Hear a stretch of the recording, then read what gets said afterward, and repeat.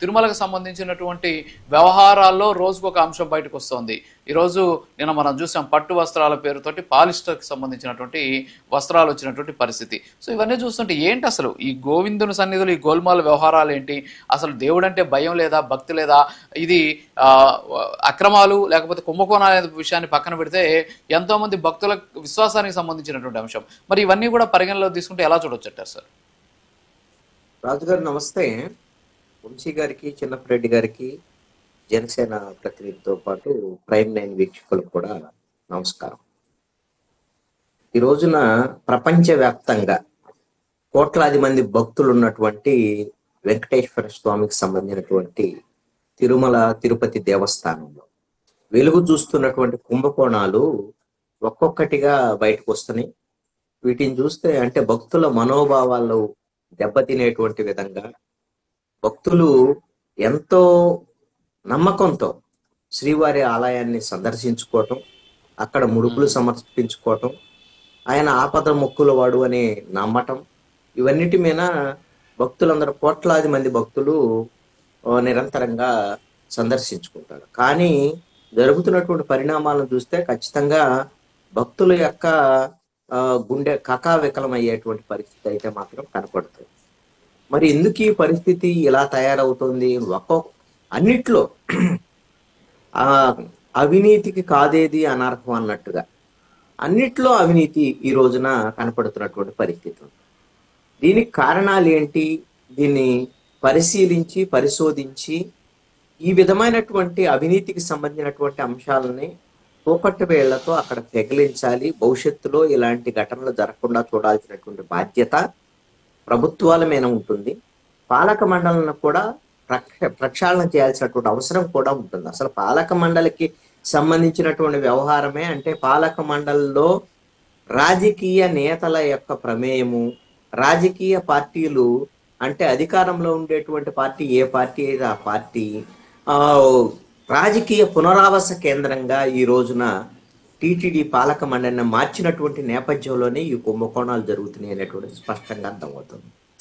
ఇప్పుడు ఈ సంవత్సరంన్నర కాలంలో మనం గత 5 ఏళ్లలో జరిగినటువంటి కుంభకోణాలకు సంబంధించినటువంటి వ్యవహారాలను మొత్తం కూడా చూస్తున్నాం. పరకామణికి సంబంధించినటువంటి విషయాలు కానివ్వండి, అదేవిధంగా కల్తీ నెయ్యికి సంబంధించినటువంటి విషయాలు కానివ్వండి, ఇప్పుడు పట్టు వస్త్రాలకు సంబంధించినటువంటి కుంభకోణం. ఇది ఒక రకంగా స్వామివారి పరువు పోగొట్టేటువంటి విధంగా వ్యవహరించినటువంటి తీరుకు సంబంధించినటువంటి వ్యవహారం. ఈ పట్టు వస్త్రాలు ఎందుకు ఉపయోగిస్తారు ఏంటి అనేటువంటి విషయాలు మీరు చెప్పారు. ఈ పట్టు వస్త్రాలకు సంబంధించినటువంటి కొనుగోలుకు సంబంధించినటువంటి వ్యవహారంలో ఒక్కొక్క పట్టు వస్త్రం కొనటం కోసం 1389 రూపాయలు ఖర్చు చేస్తుంటే దాని పట్టు వస్త్రాలకు బదులు పాలిస్టర్ సంబంధించినటువంటి వాటిని సరఫరా చేసినటువంటి వికేఎస్ అనేటువంటి ఒక విజయవాడకు చెందినటువంటి వ్యాపార సంస్థ.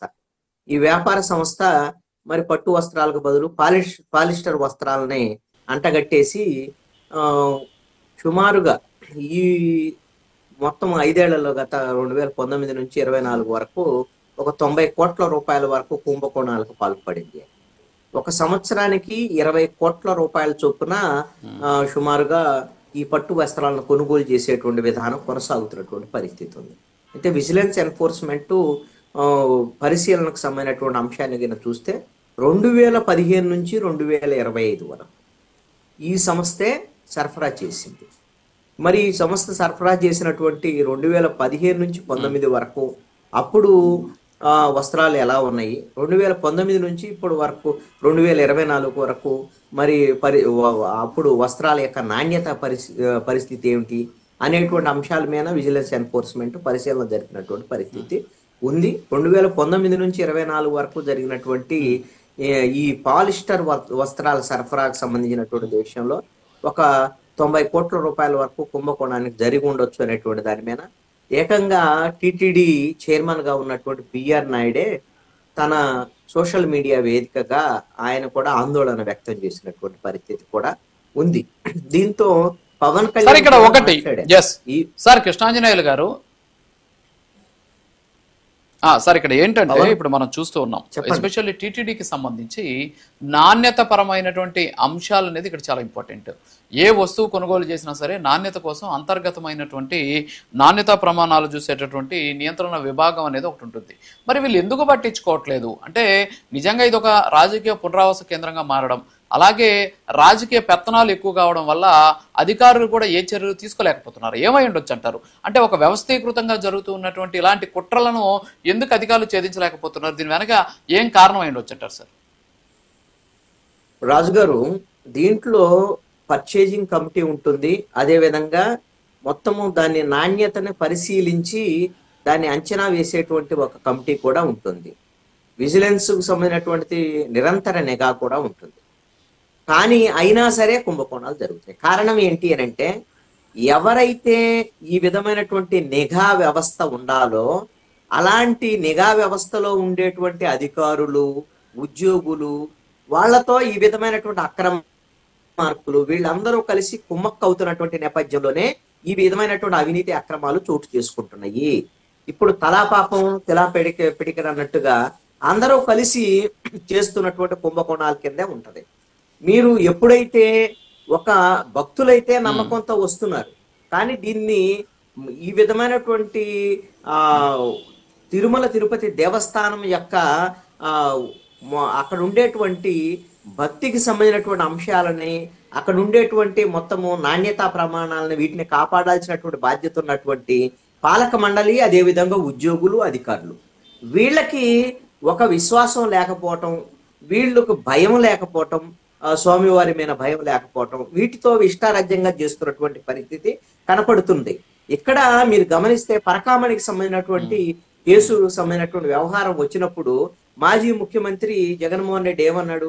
అది అసలు పెద్ద కేసే కాదు, అదేముంది కేసు, దాంట్లో $7 సంబంధించినటువంటి వ్యవహారం, $9 సంబంధించినటువంటి వ్యవహారం, 70,000 ఏదో మాట్లాడాడు, ఆయన ఇష్టం వచ్చినట్టు మాట్లాడాడు. మరి ఇప్పుడు హైకోర్టు ఏం చెప్పింది?